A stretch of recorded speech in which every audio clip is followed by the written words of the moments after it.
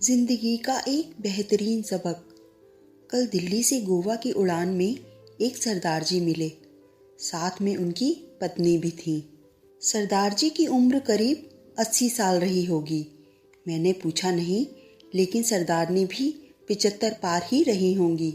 उम्र के सहज प्रभाव को छोड़ दें तो दोनों करीब करीब फिट थे। सरदारनी खिड़की की ओर बैठी थी, सरदार जी बीच में और मैं सबसे किनारे वाली सीट पर था। उड़ान भरने के साथ ही सरदारनी ने कुछ खाने का सामान निकाला और सरदार जी की ओर किया। सरदार जी कांपते हाथों से धीरे धीरे खाने लगे। फिर फ्लाइट में जब खाना सर्व होना शुरू हुआ तो उन लोगों ने राजमा चावल का ऑर्डर किया। दोनों बहुत आराम से राजमा चावल खाते रहे। मैंने पता नहीं क्यों पास्ता ऑर्डर कर दिया था। खैर, मेरे साथ अक्सर ऐसा होता है कि मैं जो ऑर्डर करता हूँ मुझे लगता है कि सामने वाले ने मुझसे बेहतर ऑर्डर किया है। अब बारी थी कोल्ड ड्रिंक की। पीने में मैंने कोक का ऑर्डर दिया था। अपने कैन के ढक्कन को मैंने खोला और धीरे धीरे पीने लगा। सरदार जी ने कोई जूस लिया था। खाना खाने के बाद जब उन्होंने जूस की बोतल के ढक्कन को खोलना शुरू किया तो ढक्कन खुले ही नहीं। सरदार जी कांपते हाथों से उसे खोलने की कोशिश कर रहे थे। मैं लगातार उनकी ओर देख रहा था। मुझे लगा कि ढक्कन खोलने में उन्हें मुश्किल आ रही है, तो मैंने शिष्टाचार हेतु कहा कि लाइए मैं खोल देता हूँ। सरदार जी ने मेरी ओर देखा, फिर मुस्कुराते हुए कहने लगे कि बेटा, ढक्कन तो मुझे ही खोलना होगा।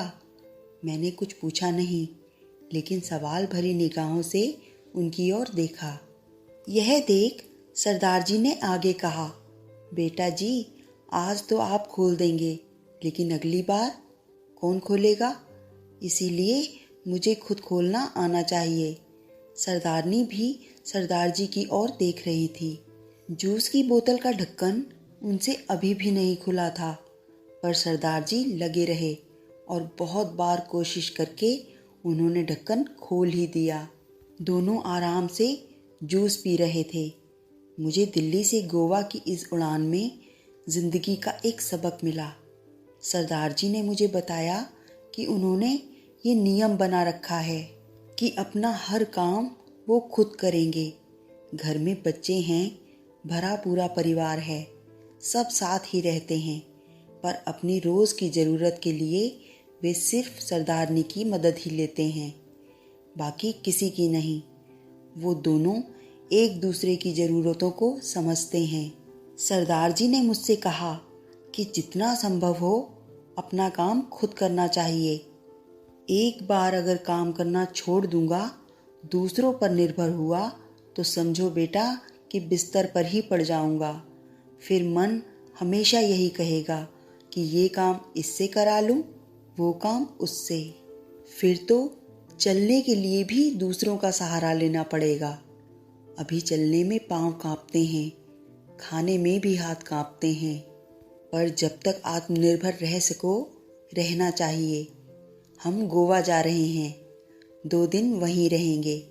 हम महीने में 1-2 बार ऐसे ही घूमने निकल जाते हैं। बेटे बहू कहते हैं कि अकेले मुश्किल होगी, पर उन्हें कौन समझाए कि मुश्किल तो तब होगी जब हम घूमना फिरना बंद करके खुद को घर में कैद कर लेंगे।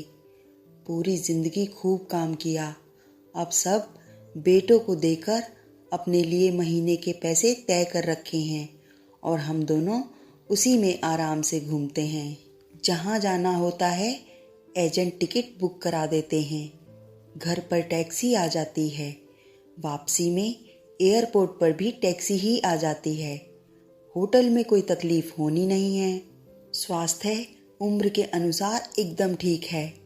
कभी कभी जूस की बोतल ही नहीं खुलती, पर थोड़ा दम लगाओ तो वो भी खुल ही जाती है। मेरी तो आंखें खुली की खुली रह गईं। मैंने तय किया था कि इस बार की उड़ान में लैपटॉप पर एक पूरी फिल्म देख लूँगा, पर यहाँ तो मैंने जीवन की फिल्म ही देख ली। एक वो फिल्म जिसमें जीवन जीने का संदेश छिपा था। जब तक हो सके आत्मनिर्भर रहो। अपना काम जहाँ तक संभव हो स्वयं ही करो और पसंद आए तो लाइक, शेयर, सब्सक्राइब करो। धन्यवाद।